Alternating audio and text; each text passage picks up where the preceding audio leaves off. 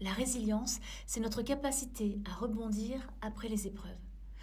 Alors c'est pas si simple, parce qu'on va nous demander de prendre du recul, on va nous demander de lâcher prise, et ça ce sont des expressions qu'on a tous entendues, mais qui, dans les faits, dans la pratique, c'est beaucoup plus complexe à mettre en place.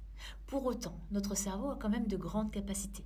La neuroplasticité permet en fait à notre cerveau de réorganiser après un trauma, après un stress. Il peut apprendre à gérer les difficultés. Il sait ce qu'il vient de vivre, il sait ce qu'il ne veut plus vivre, et si on lui laisse cet espace, il va être capable de réorganiser tout ça autour de cette épreuve et de faire en sorte que ça ne vous atteigne pas, ou plus en tout cas. Le deuxième point qui est important, c'est la régulation des émotions. Parce que pour être résilient, il faut connaître nos émotions. C'est un impératif. Savoir si cette épreuve vous avez fait du mal, en quel sens, si ça vous a véhiculé de la colère, de la déception, de la tristesse, de la solitude. Voilà, à vous de déterminer finalement l'émotion ou les émotions qui sont liées à cette épreuve. C'est important parce que c'est ce qui va permettre de réguler l'émotion. C'est ce qui va vous permettre d'apaiser cette émotion-là et de ne pas faire qu'elle prenne tout votre espace et vous empêche d'avancer. Le troisième point, c'est l'accompagnement psychologique. Lorsqu'on traverse une épreuve qui est violente, qui peut même laisser paraître un traumatisme, eh bien c'est un impératif que d'avoir une personne professionnelle qui saura vous accompagner, vous épauler, vous porter, vous conseiller pour vous aider à avancer. Il existe une thérapie qui fonctionne très bien, une thérapie que je pratique. Alors si vous êtes en Suisse, eh bien n'hésitez pas à venir me voir. C'est la thérapie EMDR. C'est une thérapie qui passe par le nerf oculaire et qui fonctionne très très bien parce qu'il permet vraiment de classer, je dirais, le trauma. Alors évidemment, vous n'oubliez pas, hein, c'est pas une thérapie miraculeuse, mais l'impact de ce trauma ne sera pas là au quotidien dans votre vie. Ça, c'est vraiment important parce qu'on peut avoir vécu quelque chose de très difficile et finalement être tenu comme un élastique qui vous retient en arrière en permanence et qui vous empêche d'avancer. Le but de cette thérapie, c'est vraiment de vous aider à avancer en vous libérant complètement des phases traumatiques que vous avez vécues.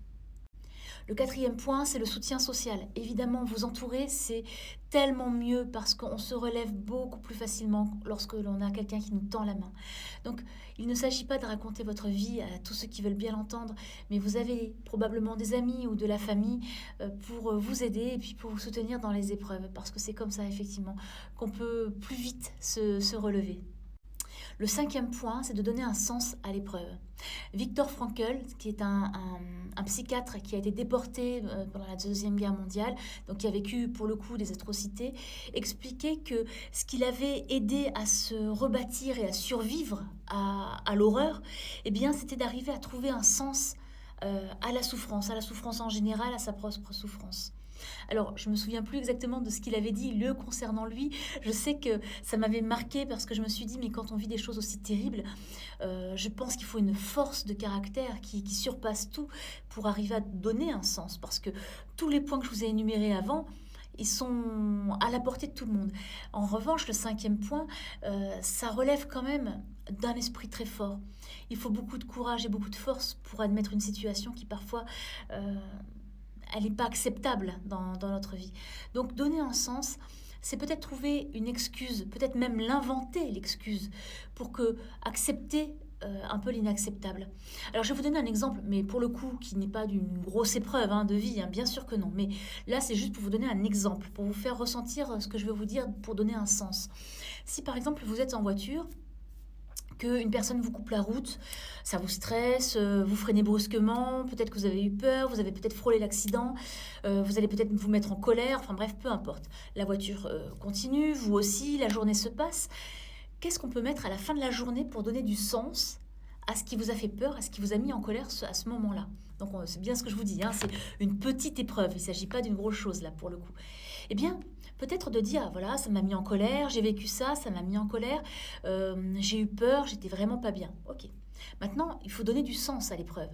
Donc là, on va trouver une excuse positive pour la rendre acceptable.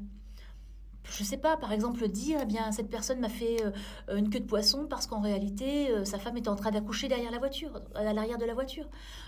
C'est une excuse bidon, je l'entends, mais c'est de faire travailler votre imagination pour que l'excuse soit positive. Donner du sens à la frustration, donner du sens à la colère, donner du sens à l'épreuve que vous êtes en train de vivre. Alors là, effectivement, je vous ai donné un exemple vraiment très, très léger, mais c'est vraiment pour vous faire comprendre qu'on peut toujours trouver une excuse à une situation si on le souhaite, si on le veut vraiment. La résilience, ce n'est pas être incassable, c'est plutôt être capable de se reconstruire après chaque épreuve, être capable de se relever et de se sentir plus fort finalement malgré les choses difficiles que vous avez pu vivre dans votre vie.